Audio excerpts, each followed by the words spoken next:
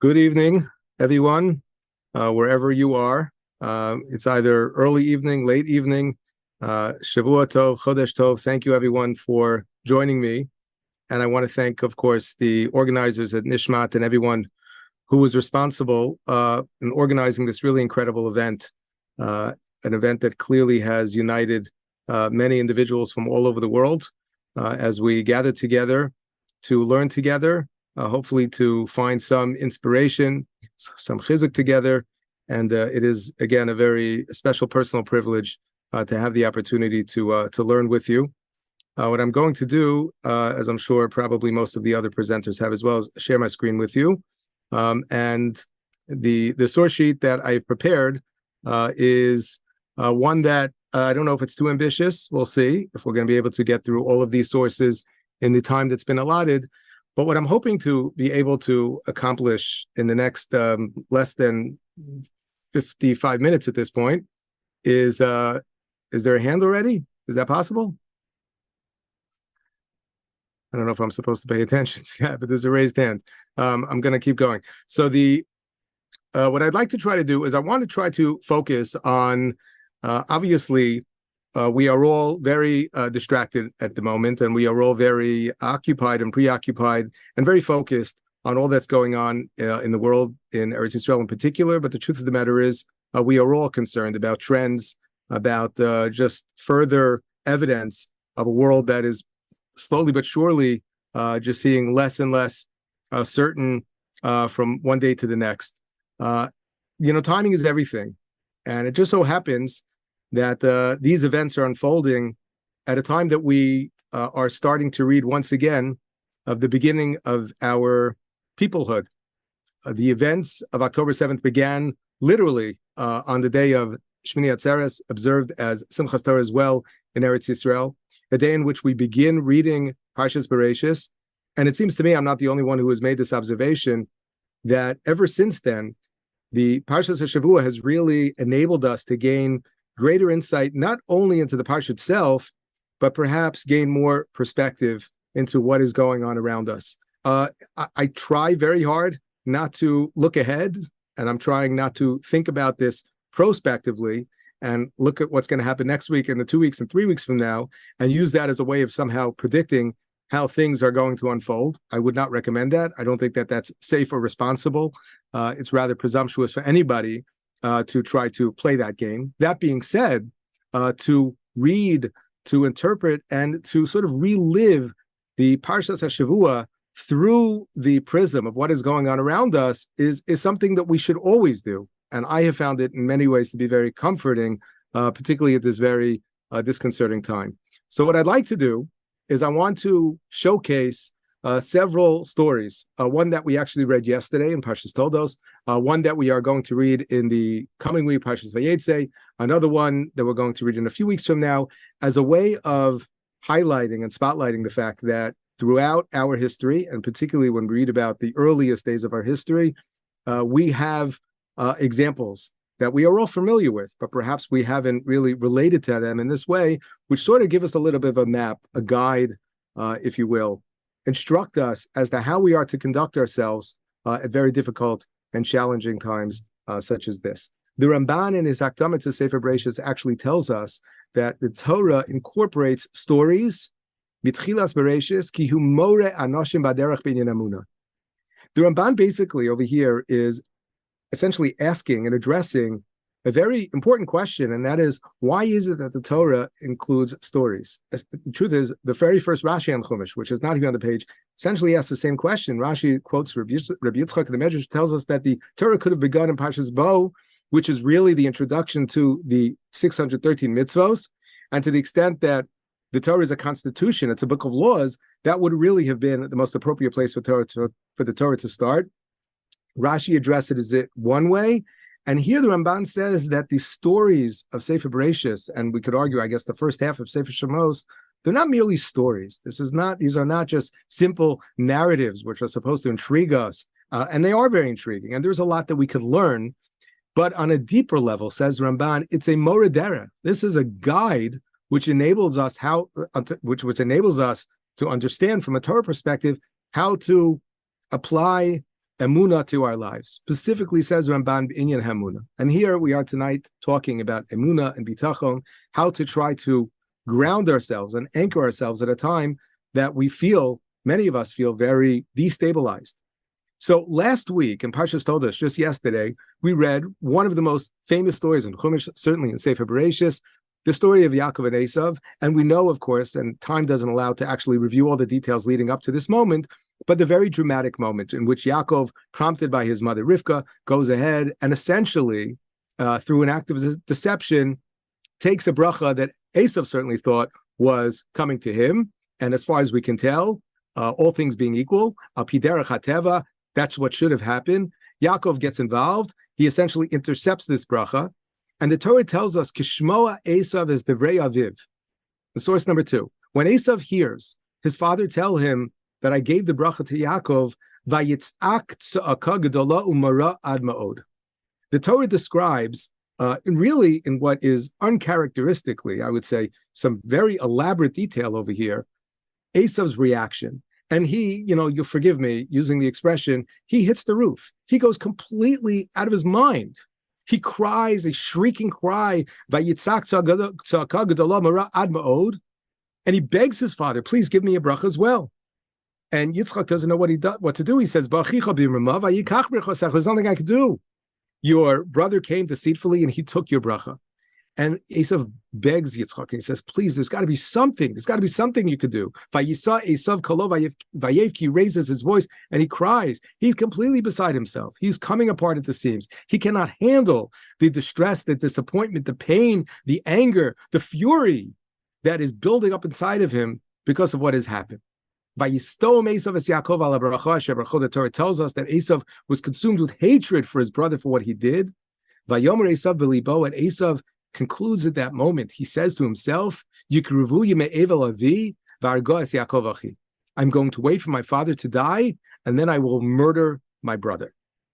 Now, I'm not here right now. Now is not the time to really try to understand whether or not this reaction is appropriate, not appropriate, what would you have said, what I would have said.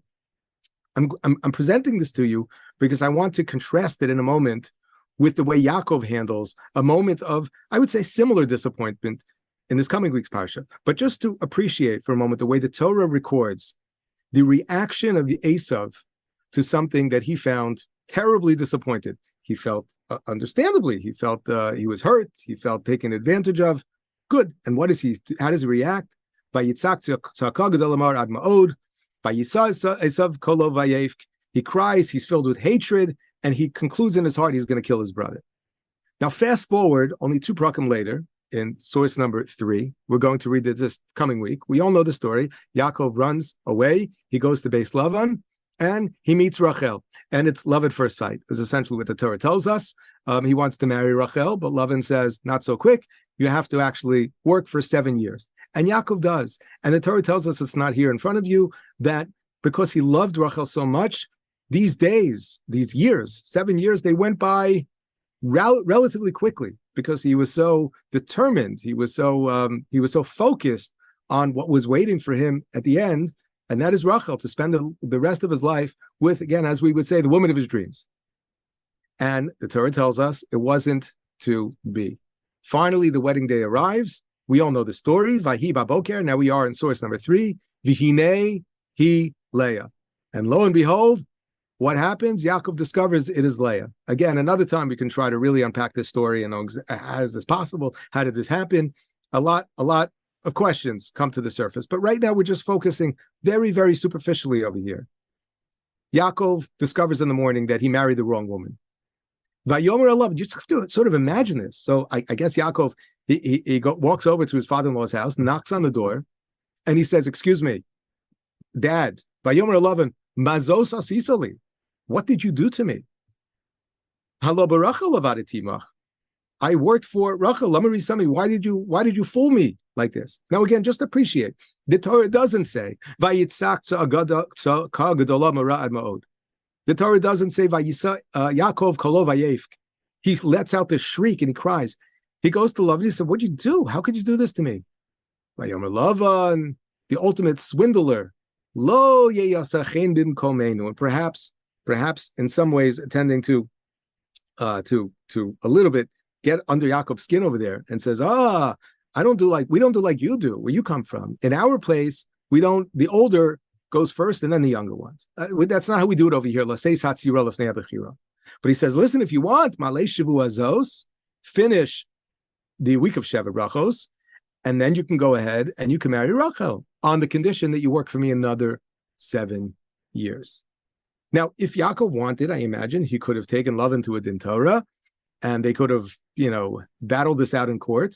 And I'm sure everybody here is knowledgeable enough to know that in all likelihood, the law would have been on Yaakov's side. This is what we call in halacha a mekach taos. Yaakov did not intend to marry Leah. Al pi pshat, this is what it would seem.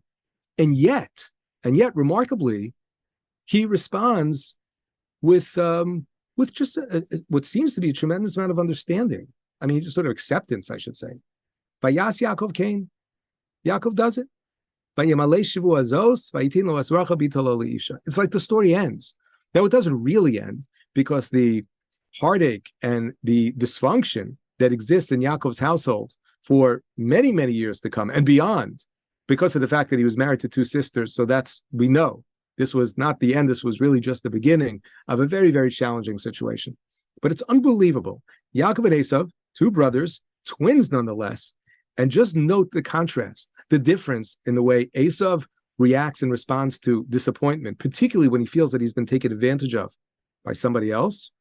And Yaakov, when he similarly finds himself as being sort of the victim of somebody's deceit.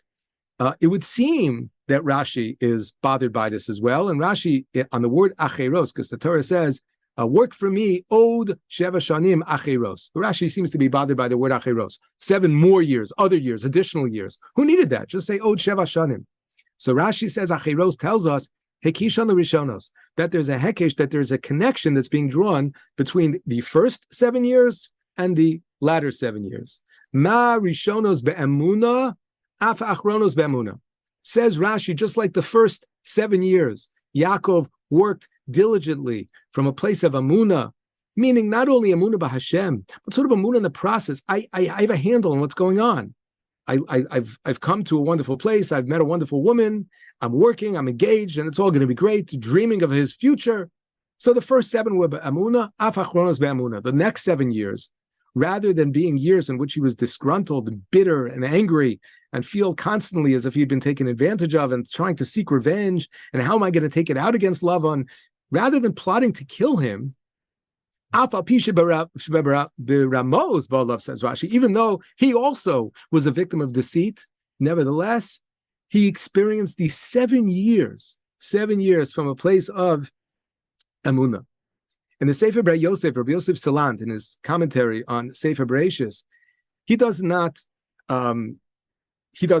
point out the contrast between Yaakov and Esav per se, but he does try to reflect a little bit on the incredible tzidkus of Yaakov Avinu, who is able to experience such a personal blow, such terrible personal disappointment, and yet he seems to accept it. How is that possible? And he points out in his introductory paragraph over here, we know that this would continue to be a source of tremendous pain and aggravation for Yaakov over the course of his life. Now is not the time, but we can review many episodes in the Torah itself and beyond, certainly with the echoing of Chazal and Torah Sheba'al Peh, that there was real ongoing strife. And I used the word before, I'll use it again. What appears to be some dysfunction within the house of Yaakov Avinu because of the fact that he was married to 2 sisters. This was not just a glitch. This wasn't just a small setback. This was something that really caused pain directly, indirectly to Yaakov and to other members of the family for generations. So he writes over here, I want to read this to you. When we contemplate this, we will see.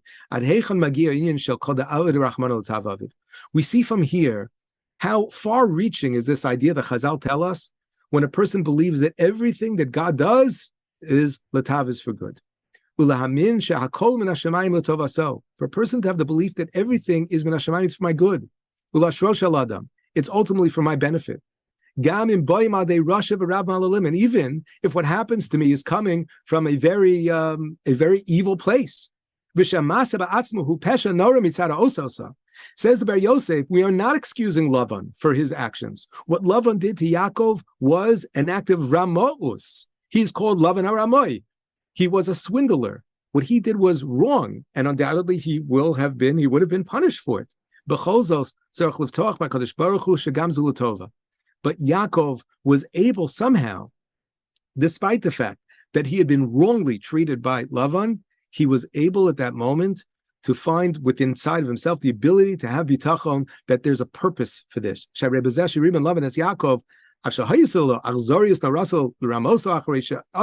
was cruel what he did. He worked for him, Mesiras Nefesh, for 7 years, but and at great personal cost.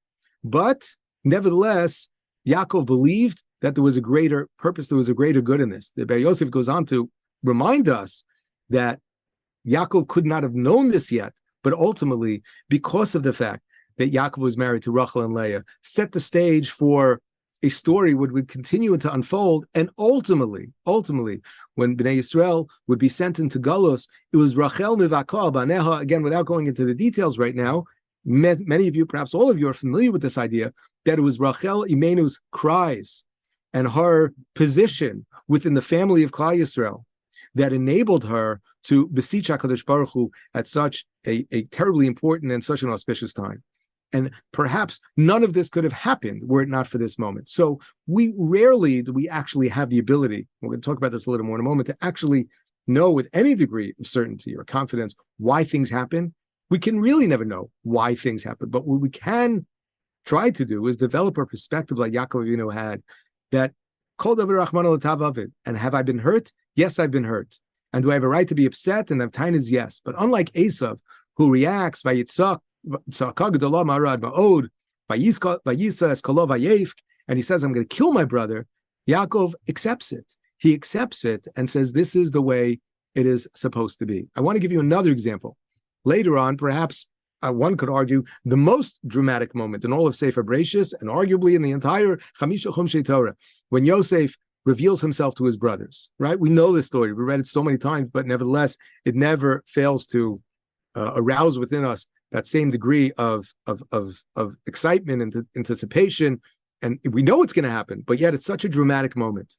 The Torah tells us, we're going to read this again in several weeks in Parshas Vayigash. Yosef could no longer hold back, right? He can't keep it going any longer. He calls to everybody to leave the room, his palace. There was no one who was together with Yosef and his brothers at the moment that he reveals himself. Yosef raises his voice and he says to his brothers, Ani Yosef, he reveals himself, I am Yosef, is my father still alive? They could not respond. They were so overwhelmed with shame, they were embarrassed. And then Yosef calls to them, Geshuna Elai, come close to me. He calls them close. He wants to embrace them. Vayomin, he says, Ani Yosef achichem, I am Yosef, your brother. Asher machartem osi Mitzrayma. You know, the one that you sold as a slave to Egypt. Va'atah, he says, unprompted, al teyatzvu. He says to them, do not be distressed. Va'ayicha be'einechem. Do not be worried. Do not be very agitated or afraid or angry. Ki mechartem osi heina, because I was sold here. Clearly, says Yosef, I was sent here for a purpose. Look, now I am here. I am in a position to go ahead and to sustain you. I could provide for you and our entire family. He says, this famine, we're only 2 years in. We have 5 more years to go. And God has sent me here in order to be able to provide and to take care of you and the family. Later on, several prakim later in source number 7, the Torah tells us that when Yaakov dies, so Yosef's brothers are very afraid that now he's going to take out revenge against them. And they say to him, you know, our father told us that you should forgive us.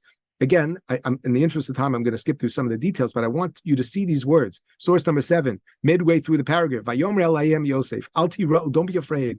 Ki asachas elokim ani, what do you think? You think I see myself as being standing in the place of God? Atem chashavtem alai ra'ah, Elokim chashava l'tova. How powerful is that? He says, you may have thought something which was not right. You may have plotted an evil plot against me. However, God, he had a completely different cheshbon. God's thoughts were completely different. The point was that I should be able to be here to provide for you. And he goes on, he says, do not be afraid. As we saw before, you have nothing to worry about. I'm going to take care of you. I'm going to take you with nothing to worry about. Yosef has the ability, despite the fact that he suffered greatly. He was separated from his family. He was in a foreign land. He was put through unimaginable tests. He had to endure some unimaginable trials, years in prison.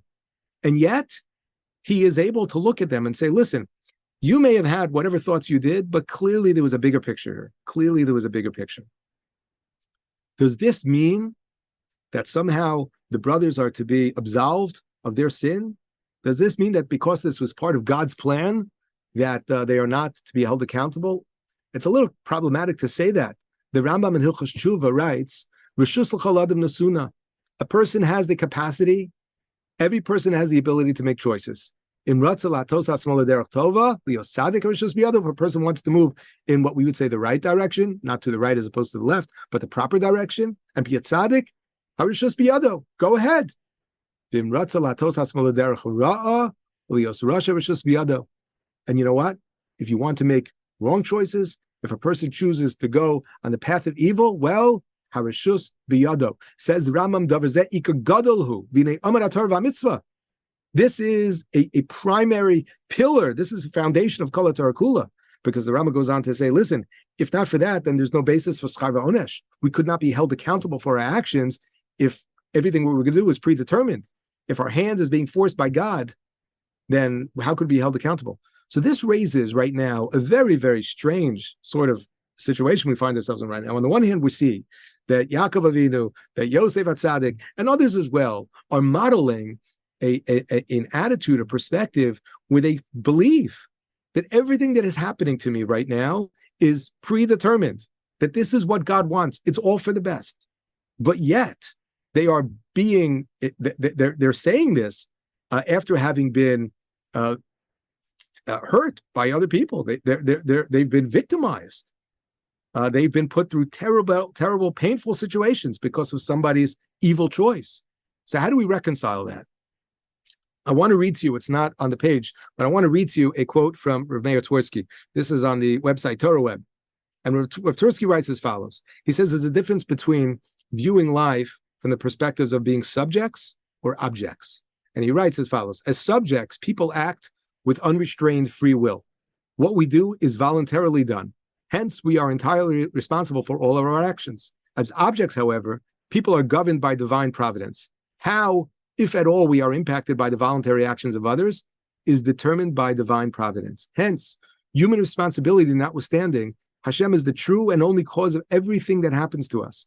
Yosef HaTzadik's reaction to his ordeal reflected this subject-object distinction and providential principle.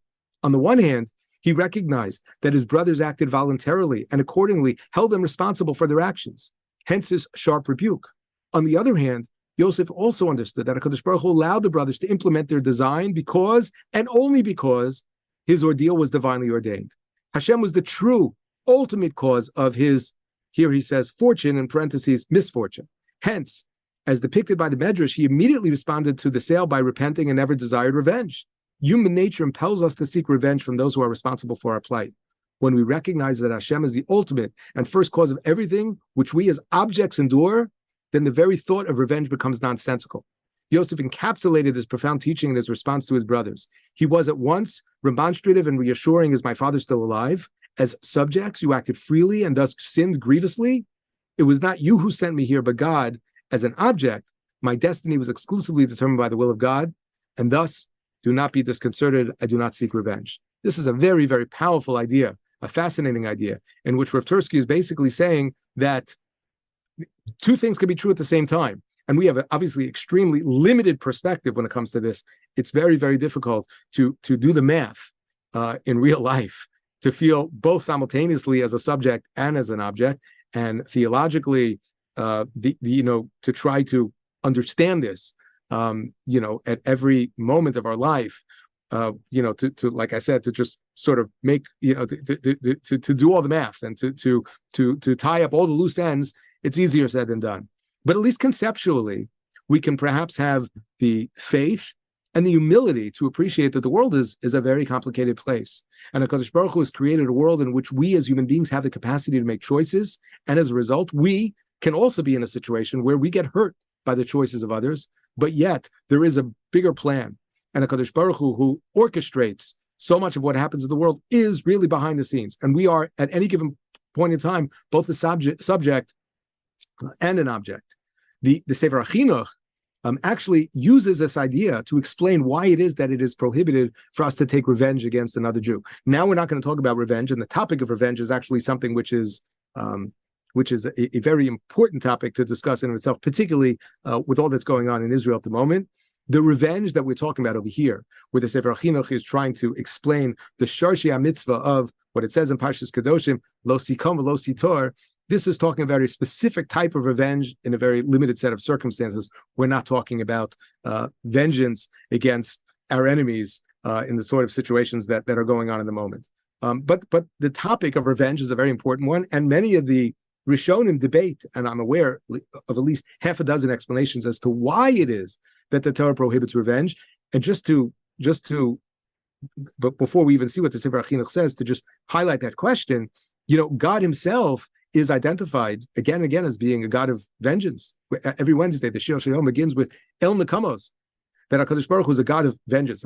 We ask HaKadosh Baruch Hu on Shabbos, we say in the Avarachamim, we ask HaKadosh Baruch Hu to revenge those who have been killed among our nation. And generally, the Torah tells us, we should emulate Hashem, we should follow the ways of Hashem. So it's actually a question that we need to understand. Why is it that I can't take revenge? God takes revenge. Okay, so I'm presenting that as a question, which we're not really going to give a lot of time right now, but I want you to see the words of the Chinuch because they reflect the idea that we have been sharing over here. Mishar Shia Mitzvah says in the Sefer Chinuch, Sheyeda Adam Yiten Alibo, Kichol Asher Yikrei Matov Yadra. A person has to incorporate this idea into his heart that everything that happens, good or bad, Husiba Shetavo Alav Me'es Hashem Baruch Hu. This is coming to me from God. If something happens to me, even if it is triggered by somebody else, there was a divine decree that this can and should happen. When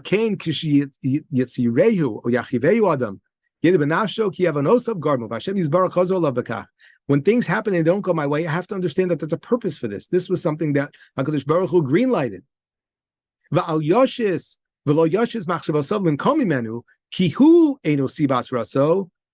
That person has to, again, sort of try to instill this idea inside that I want to point fingers at him and say that it was his fault, but I have to understand and appreciate that things are not always that simple. Now, the Sefer HaChinuch says I have to understand that this is a result of my sins.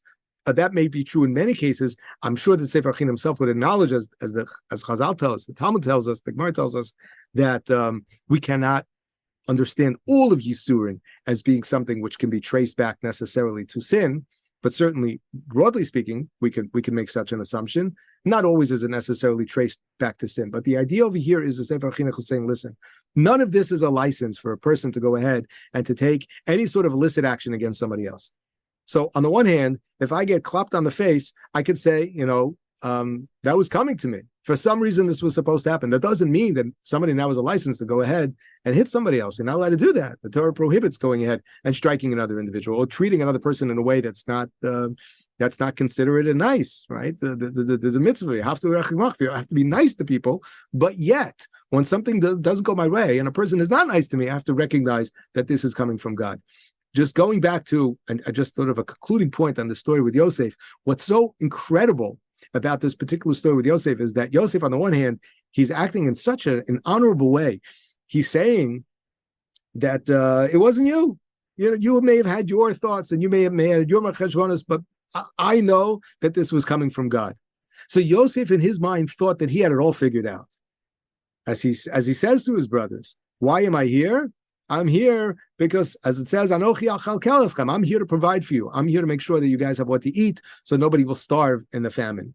Says the Netziv, so powerful, in source number 10. Hare lo haven Yosef v'lo ha'achim, shezo ascholas galus, shenigzar lavar mavinu.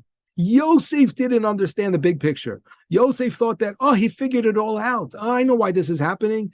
This is happening because, says the Netziv, even Yosef's perspective was so limited. So on the one hand, Yosef is really a very inspiring model in the story, because he's showing us how even when a person has been hurt by somebody else, is able to sort of raise himself to this level. We can see the sort of the big picture. He could see beyond his current circumstances. But says the Netziv, how ironic it is that even Yosef doesn't see the big picture. The big picture is that they're all pawns in the hand of the king. And HaKadosh Baruch Hu had a much bigger plan over here, and that is to bring Yaakov and his entire family down to Mitzrayim, that is going to be the beginning of the Shibud in Mitzrayim. And this was the Gezerah that Avraham Avinu was already foretold at the Bris Bein HaBesarim. So it's absolutely incredible. We're all limited. I'll tell you, about a year ago, I was making a major life decision. Some people may be able to figure out what that was. I was making a major life decision, and there were things that were happening over the course of several months that seemed to me to be sort of signs, if you will. I don't usually look for signs like this, and I'm typically the kind of person who would ignore them. But there were things that were happening. It seemed almost as if I was like getting these messages. I won't exaggerate. I don't believe I was receiving any Ruach HaKodesh or anything like that, but things would happen. I would have random conversations with people, and things were lining up in a way that made me feel as if almost like, hey, this is some sort of simon, there's some sort of divine wink over here. And I discussed this situation that I found myself in with one of my trusted Rebbeim. I'd rather, at the moment, not share who. Doesn't really matter necessarily. And my question, which was a deeply personal one at the time, is how much, if at all, should I be paying attention to all of these, I'll call them signs. Again, I'm for those of you who know me, and I don't know who knows me here, I'm not, it's just not the way I'm a very rational person, and it's just in general, I'm not the kind of person who's looking for signs. That's just not the way I live my life. But again, like I said, I was making a major life decision, and I was seeing them. I was seeing what seemed to be real signs. And I was uncomfortable by being put in this position. And I asked one of my Rebbeim, how much should I sort of pay attention to this? And he said, not at all. We have to be very, very careful not to think for a moment that we can interpret, what is happening around us, why it is happening. At the end of the day, we don't know. We have no way of knowing. And then I tried to push back a little gently, and I said, yeah, but after the fact, when we make decisions and things fall into place a certain way, then we know, right? And even there, he says, we don't really know. It's perhaps it feels a little more comfortable, and it's a little safer when we're looking back in retrospect. I mean, when I look back at my life and certain things in my life, I am absolutely convinced that I see the Hashgacha Pratis. And you know what? It's wonderful that I think I see the Hashgacha Pratis. It's wonderful to have that perspective on life, to be able to look at things that happen prospectively, but certainly retrospectively, and say, hey, look, clearly, I was so disappointed when this happened, but it was all for the best. And I was so upset, and I felt so upset that I was rejected over here. But look, it opened up these new opportunities. But can I know for certain that this is why? So the Netziv's comment over here is so powerful, because Yosef, on two separate instances over here, the Torah records, was reassuring his brothers, you don't get it. I get it. And then Netziv, again, who has history and hindsight, says to Yosef, you don't get it. Even you didn't get it. There was a much bigger plan over here. That doesn't mean that Yosef was wrong in terms of his attitude. His attitude was the proper one. Rather than feel like a victim and say, how dare you do this to me? He understood and he recognized that I have to have Bitachon. The word Bitachon, which is, I think, part of the title of the Shir that I'm giving, I believe, if I'm not mistaken. So there's a Sefer which was authored by the Chazon Ish called the Emunah Bitachon. It's not a long Sefer, but it's a very dense one. And there's a fairly famous passage in the Emunah Bitachon over here in source number 11.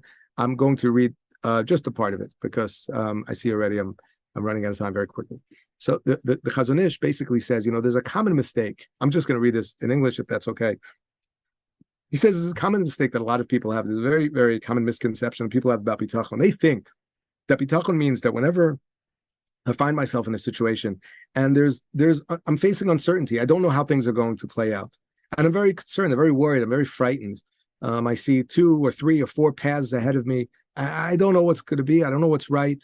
So a Bitachon believes that everything that happens is going to be good. It's all going to work out in a way that's in my favor. It's going to work out favorably for me. That's what people think. That's what it means to have Bitachon. I'm a Bitachon, and therefore I believe that it's all going to be good.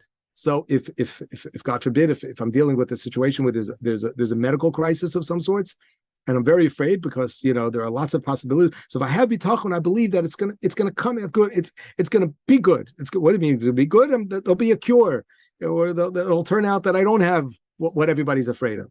That's what it means to be a bal bitachon, right? Says the Chazon Ish, that is not correct. Ein hara zu bitachon nachon. Says the Chazon Ish, unless you have some prophecy, nobody knows the future.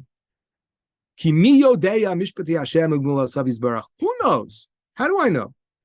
Things don't always work out, from my perspective, for the best. Aval, he writes here, it's bolded, Bitachon means to believe that there is nothing in the world that is happenstance. I am not in the wrong place at the wrong time. I am not a victim of fate, or as Rav Tversky would have said, I am not an object of fate. I am a subject. And it's not my fate, it's my destiny. There are things that are happening in the world. I don't know why they're happening. I cannot even be certain that I'm going to be happy when I wake up tomorrow morning, if I wake up tomorrow morning. But what I know for certain, that God runs the world. And he's got it figured out. And when a person says, the Chazon Ish, when a person encounters a situation where he's uncertain how things are going to go, and he's very afraid, because midarke ateva, he says, because naturally speaking, the odds are against me, and I'm very afraid of what's going to be. He says, to be a bal bitachon doesn't mean that I have to believe that things are going to work out the way I want them to, about the things that are the only way that in my mind that I can imagine that it's good. Our perspective is limited. We don't always know. But it's to believe, and it's to have the faith that everything happens for a reason, that HaKadosh Baruch Hu is pulling the strings, and he's calling the shots. And I am not, again, in the wrong place at the wrong time. I was not the victim of happenstance, of mikra.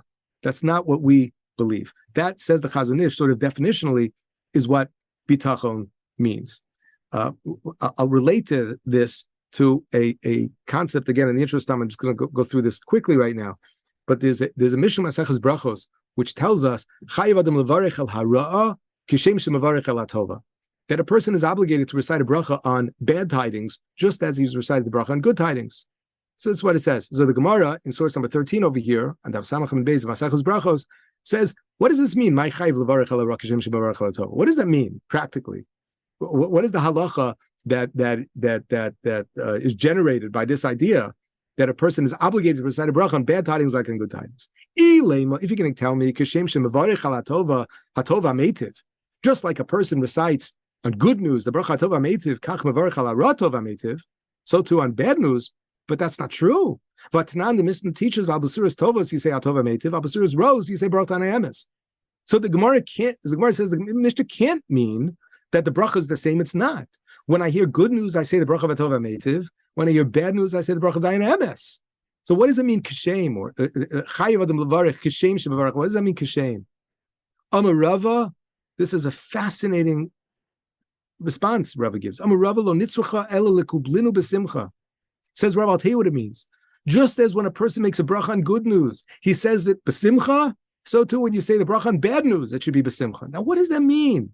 What does that mean? That when a person, lo aleinu, suffers the loss of a relative, a person has a levaya, what he should be saying it besimcha? We should be celebrating, we should be jumping for joy. So Rashi reminds us that's not what simcha means. There may be other words to describe jubilation, when a person is jumping up and down and so happy and he's dancing and he's singing. Maybe you could say that's saso. Maybe there be other words. It's not what simcha means. The kublinu b'simcha, says Rashi, levarech hamidas pranios b'levav shalem. It means that when I encounter midas pranios, when I encounter very, very challenging and even tragic situations in the world, I should make the bracha b'lev shalem, which means I believe be'emuna shalema, that this is coming from the same place. Just as I recite a bracha, hopefully, b'lev shalem, on good news, so too, kishem, shemavarech al hatova, kach, Chayiv adam levarech al hara'ah, from a place of simcha, this awareness, this place of inner tranquility. I don't understand it. I'm not even going to try to understand it, but I know it's coming from a good place. I know it is coming from a place. I want to tell you that I remember reading once that the Radvaz was once asked the question that there was a person, Lo Aleinu, who lost, if I'm not mistaken, the question was a person lost a child, Lo Aleinu, which is, of course, the most unimaginable pain that any parent should ever have to suffer in this world. And this person, reportedly, was such a tzaddik that the news was received, and this person recited the bracha of Atov Emeitiv. And people thought this was bizarre. They thought it was strange. Like what? And they didn't know how to handle it. On the one hand, wow, look at this Bal Emunah Bitachon. On the other hand, that doesn't that reaction just seems to be so divorced from what we would call like normative human behavior. Like it doesn't seem appropriate. And the question was asked to Ravaz, and he said it's not appropriate. He says there is nobody in this world who can recite the bracha tov hameitiv on bad news. Bad news is bad news. And in this world, the Gemara in Pesachim Daf Nun, in source number 15, tells us that maybe in Olam Haba, what we call here bad news, we could look at as good news. In this world, it's only bad. From our perspective, intellectually, when we try to understand it with our minds, it brings us to one conclusion, only Baruch Dayan Emes. It's not appropriate to say Baruch Tov HaMeitiv. If I'm not mistaken, the Radvaz responded that this was a reflection of Midas Achzorius. That was a cold-heartedness, a hard-heartedness. It was a cruel reaction. Human beings cannot respond to tragedy with Hatov HaMeitiv. But emotionally, on a certain level, it's not so much the emotion only, but on a certain level, I have to maintain that same belief that it is coming from him with the capital H. I don't understand how, I don't understand why, I don't understand his reasoning. I'm not even going to try to. I cannot understand it. In fact, good. I remembered what was there. The next page over here from the Sefer Min Chasash of Emunah Bitachon. These are the writings of the Shurim of Rav Asher Weiss on the topic of Emunah Bitachon. And he reminds us that Moshe Rabbeinu, this is how the Gemara in the beginning of Maseches Brachos explains that the Pesukim in Parshas Kisisa, some of the most cryptic Pesukim in the entire Torah. So over there, Moshe says to Hashem, Hareini nas kavodecha. Literally, show me, reveal to me kavodecha, your glory. And Chazal tell us Moshe wanted to understand Sadik Varalo, Rasha V'Tovlo. The great question that philosophers have wondered from the beginning of the time: how could we understand why righteous people suffer and evil people seem to prosper? There are more than enough examples in the world right now that we can look at. Everybody's troubled by this. How could it be? And again, forgive me because I don't mean to rush through the Pesukim very quickly, but the punchline is HaKadosh Baruch Hu says to Moshe, Lo yirani adam v'chai. I'm sorry. You a human being, and even Moshe Rabbeinu, who was a little bit here, a little there, even Moshe, Lo yirani adam v'chai. God said to him, you can't understand it. You can't. You're a human being, and your perspective is limited. However, he says, again, these are psukim that's almost impossible to even translate literally. The Torah describes HaKadosh Baruch Hu says, listen, I want you to stand here. You're going to stand by the rock, and I'm going to pass by you. That you will be able to see me from behind. You'll be able to see my back, but not the front. Now, these are, again, what exactly does this mean? So the way Rav Weiss quotes over here from the Shuvas Kol Aryeh in the Sefer, in the name of the Chassam Sofer, that Moshe was trying to understand the ways of Hashem, and Hashem said to him, that sometimes when we look back, retrospectively, we can make some sense of things. Sometimes we think we understand. However, as things are unfolding, as I'm going through a very, very difficult and painful situation, there's no way that a person can understand what is happening. And he goes on to say that Chazal tell us, what does it mean? This is quoted by Rashi and Chumash, that Hashem showed him the kesher shel tefillin. So the tefillin shel rosh, the way it works is there's obviously a box, what we call the tefillah shel rosh, is on the top of one's forehead, and behind there are two straps that come around the side of one's head, and behind there's a kesher, there's a knot in which these two straps come together. And the way Chazal say, it's a very, very strange comment over here, that Hashem says, I will show you my tefillin, the kesher shel tefillin. What exactly does this mean? He says the parsha of Kriya Shema is the yesod of the mitzvah tefillin, and in the first pasuk of Kriya Shema it says Hashem Elokeinu Hashem Echad. What does that mean? Hashem Elokeinu, Hashem Echad. It means that Hashem is one. There's Midas Hadin, which means there's the part of the way in which HaKadosh Baruch Hu operates and functions in the world with what seems to be strict justice. And then there's something called Midas HaRachamim. These are themes that, of course, emanate throughout certainly the period of Aseret Yemei Tshuva when we talk about the relationship between Midas Hadin and Midas HaRachamim. And the idea is that both of these are coming from the same place. The Kesher Shel Tefillin is a place where these two ritzuos, these two straps, but really these two streams, if you will, of Midas Hadin and Midas HaRachamim, they come together and they fuse as one. Hashem Elokeinu, Hashem Echad, a very powerful idea. And if I had more time, I would elaborate here. But I want to actually show you something else over here. This is a very relevant point because we all say Shema every day. And when we say Shema, what do? Traditionally, we take our hand and we cover our eyes when we say Shema. Why do we do that? So I'll tell you what I was taught in yeshiva. What they told me in yeshiva, we cover our eyes. Why? Because we want to be able to concentrate. So I remember even as a kid never really understanding that. So why don't we cover our eyes for all of davening? Or at least we should cover our eyes for all of Shemona Esrei. At least for the first bracha of Shemona Esrei. I mean, there are other parts of davening where concentration is really important. Why is it that only for Shema? Is that why we cover our eyes? So Rav Weiss quotes over here from his Rabbi, the sons of Rabbi, that he says that the reason why we cover our eyes when we say Shema is because this is such a powerful idea, my friends. If you're still here and you're with me, if you listen to one thing, just listen to this. I find this to be such an incredible idea. When we use our eyes in this world, it's a very, very confusing world. I'm even as I say this right now, we're living at a time where it's so confusing. And what our eyes have had to take in, what we have had to see, what we've had to behold with our eyes, it's painful. It's painful. And when we are Makabel Malchus Shemayim, and we say Shema Yisrael Hashem Elokeinu Hashem Echad, and we believe that there's a plan and you know what you're doing, our eyes tell us it's not true. It's not true. All we see in the world, and much of what we see in the world is Midas Hadin. It doesn't add up. It doesn't make sense. And so you know what we do? We cover our eyes. We cover our eyes as a way of suppressing the koach of vision, which is a very, very, very, it's a tremendous gift. We make a bracha every morning that Hashem is pokeach ivrim. He gives us the ability to see. But you know what? Seeing is such a wonderful koach, but it also, there's a downside to it because when we see, we think we see everything and we don't see everything. Our perspective in this world is limited. We don't see everything. And so therefore we cover our eyes and we say, Shema Yisrael Hashem Elokeinu Hashem Echad, I don't understand everything. And if I'm going to rely on my eyes, if I'm going to rely on my five senses, I'm going to come up empty. I can't explain it. I've had people, broken-hearted people who've come over to me over the past few weeks and said, listen, I get it. There's a plan. I get it. Things have to happen. There needs sometimes to be a war in Israel. Fine, but why this and why that and why the torture and why the rape and why people are brought to the brink. They just I cannot tolerate it. And when we cover our eyes, when we say Shema, we are acknowledging that we just don't understand. And by being Mikabel Malchus Shemayim, by fusing Hashem Elokeinu Hashem Echad, Shem Hashem Shem Havaya, which is Midas Rachamim, and Elokeinu, which means Adin, and we bring the two of them together and we say Hashem Echad, we do it by covering our eyes and by acknowledging that I cannot rely on my vision. That as human beings, lo yirani ha'adam v'chai, I cannot see it. I cannot see it. But to be a Bitachon in this world means to believe, to hold on to that belief that it comes from Him. It comes from Him.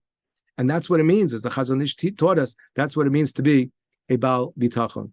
I'm afraid that I'm almost out of time, and if I start to go down the list over here, I'm never going to come out, and I'm going to get myself in trouble. I'm not going to be invited back again. So what I'm going to do is, I'm going to summarize in a moment, but I'm going to send you the source sheets. So if you want them, I think I could probably do that here. When I stop sharing my screen, I'm going to put them in the chat box. You're welcome to review the sources that we did, as well as look at some of the sources that we didn't do. And feel free to reach out to me. I'm happy to discuss them with you, and I'm happy to share with you some of the thoughts that I didn't get to. I was going to talk a little about tefillah in the second half of this year, which clearly I didn't time this as well as I could have. But okay, it's always good to leave us wanting a little more when it comes to Torah. So to summarize very, very quickly, I tried my best to use some examples from Sefer Bereishit in general, but again, last week's Parsha, Parshas Toldos, this week's Parsha, Parshas Vayetze, to point out that there are people who can respond to suffering in life in very different ways. There are people who respond to it with frustrated, just very pained and feeling very victimized and crying out and seeking revenge and plotting to kill. And there are other people who can find themselves also victims of deceit and say, you know what, there's a plan. I don't get it, but as Rashi says, Marishon is bemuna, Farchonos bemuna.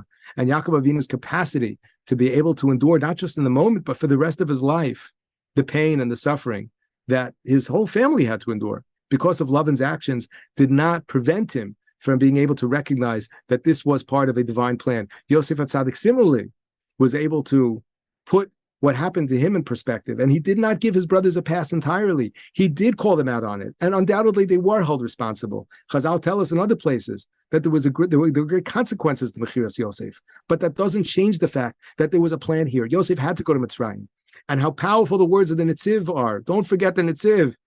That even Yosef didn't get it. Yosef thought he had the whole thing figured out, and even he didn't realize that there was a much bigger plan that he could not have realized, because in this world, our perspective is limited. There's really a limit as to how much we could ever know, which is what the Chazon Ish tells us. To be a Baal Bitachon means to recognize and to appreciate that there are things that happen in the world. We're not going to understand them, but to know that Ein Mikra Ba'olam. Inyan Bitachon Hu, right here on the bottom of the page, Inyan Bitachon Hu, Ein Munshe Ein Mikra Ba'olam. To believe that there is no happenstance, that everything that happens for a reason. Kol davar rachmana l'tav of it, and we concluded towards the end with the Gemara in Maseches Brachos, which tells that we recite two different brachos on good news and bad news. Good news atov emetiv, dayan emes, and bad news, but both of them are to be said b'simcha, which doesn't mean jumping for joy and jumping up and down and happy and singing and dancing. B'simcha means, as Rashi says, b'leiv shalem. B'simcha means with the idea that it's all that I believe in my heart of hearts that it's coming from Hashem, and I don't understand it, and it doesn't make sense to me. But every time I say Shema, and I cover my eyes, and I'm a Kabbalah Malchus Shemayim, reminding myself that Hashem Elokeinu, Midas Hadin and Midas Harachamim, they come together, they fuse together.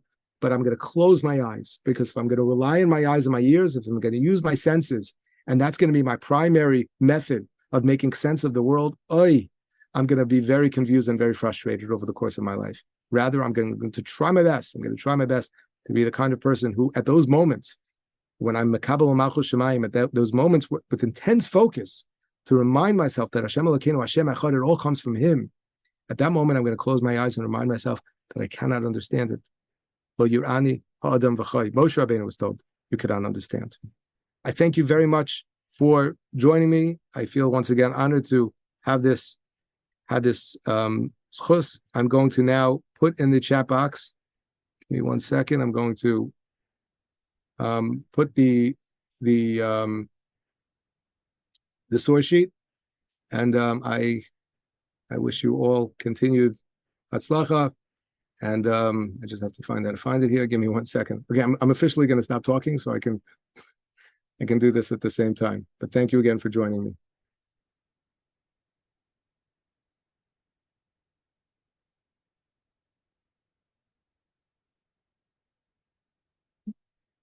And thank you to the notes. I'm going to read them right now, all the notes that were put in the box here. I haven't had a chance to even look at them, but I will in a moment.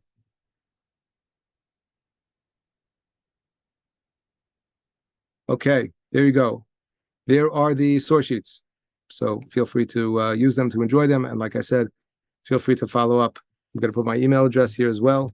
No pressure, but I'd be honored if anybody has any questions or comments or complaints. Send them my way. Thank you, everybody.